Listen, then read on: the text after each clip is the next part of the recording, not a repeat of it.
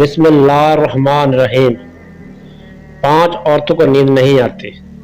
حضرت محمد صلی اللہ علیہ وسلم نے فرمایا ان 5 عورتوں کو رات کو نیند نہیں آتی۔ 5 لوگ یہ ہیں۔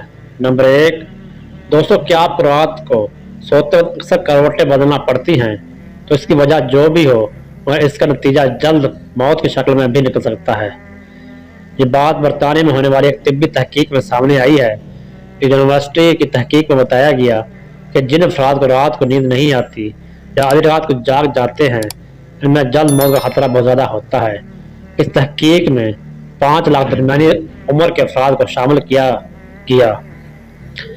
تھا اور دریافت کیا گیا کہ نیند کے مسائل سے 2-4 افراد بالخصوص ذیابیطس کے مریض میں اس کے نتیجے میں کسی بھی وجہ سے موت کا خطرہ 87% تک بڑھ جاتا ہے۔ محققین کا کہنا تھا کہ یہ ہم پہلے سے ہی جانتے ہیں، نیند کی کمی اور خراب صحت کے درمیان مضبوط تعلق موجود ہے، مگر نئے نتائج چکا دینے والے ہیں۔ انہوں نے کہا ڈاکٹروں کے نیند کے مسائل کو بہت سنجیدہ لینا چاہیے تاکہ ان میں خطرے کو کم کیا جا سکے۔ کا کہنا تھا کہ ذیابیطس سے ویسے بھی مختلف امراض سے موت کا خطرہ 67% تک بڑھ جاتا ہے، مگر ایسے مریضوں کو بے خوابی یا نیند کے دیگر مسائل کا سامنا ہو ان کے لیے یہ خطرہ 87% تک بڑھ جاتا ہے۔ اس سے قبل 2019 میں کیلیفورنیا یونیورسٹی کی ایک تحقیق میں بتایا گیا تھا کہ محض ایک رات کو کم سونا بھی ذہنی بے چینی، خوف یا اعصابی خلل کا خطرہ 30% تک بڑھ جاتا ہے۔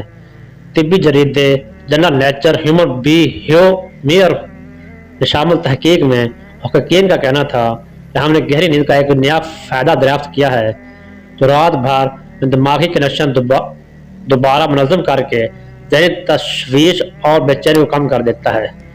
نیند کی کمی سے ذہن بوجھل ہوتا ہے، مختلف مسائل کا شکار ہو جاتا ہے، جبکہ زیادہ سونا حالت کو بہتر بناتا ہے۔ دوستو آئیے اب بات کرتے ہیں ان عورتوں کے بارے میں جن کو رات کے وقت نیند نہیں آتی۔ حضرت محمد صلی اللہ علیہ وسلم نے فرمایا 5 عورتوں کو نیند نہیں آتی، اور 5 عورتیں کون سی ہیں جاننے کے لیے ویڈیو کو مکمل ضرور دیکھیے گا۔ ناظرین آئیے جانتے ہیں ایسی 5 عورتوں کے بارے میں جنہیں نیند نہیں آتی۔ نمبر 1، جو کسی کے قتل کا ارادہ کرتی ہو۔ قرآن پاک میں ارشاد ہے جو شخص کسی مسلمان کو جان بوجھ کر قتل کرے تو اس کی سزا جہنم ہے، جس میں وہ ہمیشہ رہے گا، اور اللہ اس پر غضب نازل کرے گا اور لعنت بھیجے گا۔ اللہ نے اس کے لیے بڑا عذاب تیار کر رکھا ہے۔ اسی وجہ سے ہمیں بنی اسرائیل کو یہ پیغام لکھ دیا تھا کہ جو کوئی جس کو قتل کرے جب کہ یہ قتل کسی اور کی جان کا بدلہ لینے کے لیے ہو اور نہ کسی کے زمین میں فساد پھیلانے کی وجہ سے ہو تو یہ ایسا ہے جیسے اس نے تمام انسانوں کو قتل کر دیا۔ جو شخص کسی کی جان بچا لے تو یہ ایسا ہے جیسے اس نے تمام انسانوں کی جان بچا لی۔ مطلب یہ کہ ایک شخص کے خلاف قتل یا جرم پوری انسانی کے خلاف جرم ہے، کیونکہ کوئی شخص قتل کا ناحق ارتکاب اس وقت کرتا ہے جب اس دل سے انسانی کی حرمت کا احساس مٹ جائے۔ ایسی صورت میں تو اس کے مفاد یا سرشت کا تقاضا ہوگا تو وہ کسی اور کو بھی قتل کرنے سے دریغ نہیں کرے گا۔ اس طرح پوری انسانیت اس کی مجرمانہ ذہنیت کی زد میں رہے گی۔ نیز جب اس ذہنیت کا چلن عام ہو جائے تو تمام انسان غیر محفوظ ہو جاتے ہیں، چاہے وہ مرد ہو یا عورت۔ تمام انسانوں کو یہ سمجھنا چاہیے کہ یہ جرم ہم سب کے خلاف کیا گیا ہے۔ نمبر 2، جس کے پاس مال و دولت ہو اور اسے کسی پر بھروسہ نہ ہو۔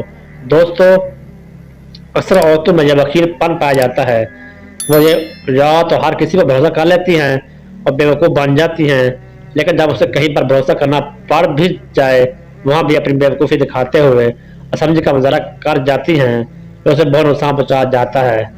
دوستو مرد ہو یا عورت، تاریخ کے ہر دور میں ایک سے ایک بڑھ کر ایک دولتمند قرآن ارض پر نمودار ہوا اور گردش ماہ و سال کے بعد مٹی کا ڈھیر بن گیا۔ اس کے باوجود حضرت انسان سمجھنے کے لیے تیار ہی نہیں۔ دولت کے انبار پانے کے بعد صرف پیغمبر اور اولیاء ہی استقامت پر کھڑے نظر آئے، ورنہ زیادہ تر دولت انسان کا وہ مقام ہے جہاں پر اس کا کائنات کا اکلوتا وارث خالق دماغ خراب کیا اور انسان غرور کا شکار ہوا، پھر یہی کائنات حرکت میں آتی ہے، پھر وہ ذرا سی دراز رسی کو کھینچ کر انسان کو نشان عبرت بنا دیتا ہے۔ اس کی سب سے عبرت انگیز مثال قارون کی ہے، جس کے خزانوں کی شہرت ضرور مصر بن چکی ہے۔ نمبر 3، وہ جس نے لوگوں سے بہت سی جھوٹی باتیں کہی ہو، لوگوں پر جھوٹے الزام لگائے ہوں۔ دوستو، یہ ہر عورت کی فطرت ہے، جب باتیں کرنا شروع ہو جائے دنیا کی کوئی طاقت اسے روک نہیں سکتی، اور یہی اس کی حماقت اسے لے ڈوبتی ہے۔ عورت جب باتیں کرنا شروع کرتی ہے تو وہ بہت زیادہ جذباتی ہو جاتی ہے، تو اسے جھوٹ سچ کا بھی خیال نہیں رہتا، اور پھر یہی چیز اس کی رات کی نیند حرام کر دیتی ہے۔ حدیث شریف میں ہے کہ جھوٹے گواہ کے قدم ملنے بھی نہ پائیں گے کہ اللہ تعالیٰ اس کے لیے جہنم واجب کر دے گا۔ جس نے کسی مسلمان کو ذلیل کرنے کی غرض سے اس پر الزام عائد کیا تو اللہ تعالیٰ جہنم کے پل پر اسے روک لے گا جہاں تک کہ اپنے کہنے کے مطابق عذاب پا لے۔ جو کسی مسلمان پر ایسی چیز کا الزام لگائے جس کے بارے میں خود بھی جانتا نہ ہو تو لیکن اس کے پاس دینے کے لیے کچھ نہ ہو، جہنمیوں نے خون اور پیپ جمع ہونے کے مقام میں اس وقت تک رکھے گا جب تک اپنے الزام کے مطابق عذاب نہ پا لے۔ نمبر 4، وہ جس کی ذمہ داری کائنات کی تلخ ترین اور شفاف حقیقت بھوک ہے۔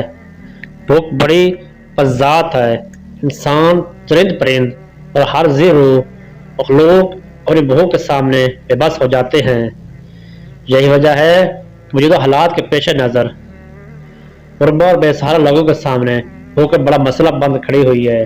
حیثیت مسلمان ہمارے اوپر یہ فرض ہے کہ ہم اپنے ارد گرد رہنے والے غربا اور مساکین کی مدد کریں، جو اللہ تعالیٰ کے ہاں سب سے زیادہ پسندیدہ عمل ہے۔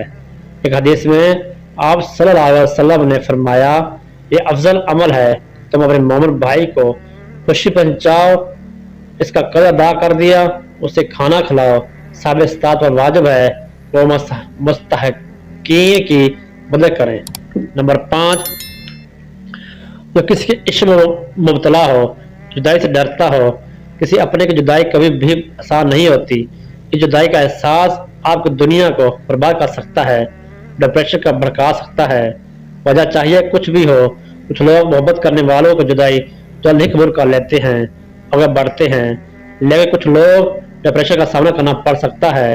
اللہ پاک ہم سب کی پریشانی کو دور فرمائے، پرسکون صحت مند زندگی عطا فرمائے اور ہمیں ہر جان اور لیوا بیماری سے محفوظ رکھے، آمین۔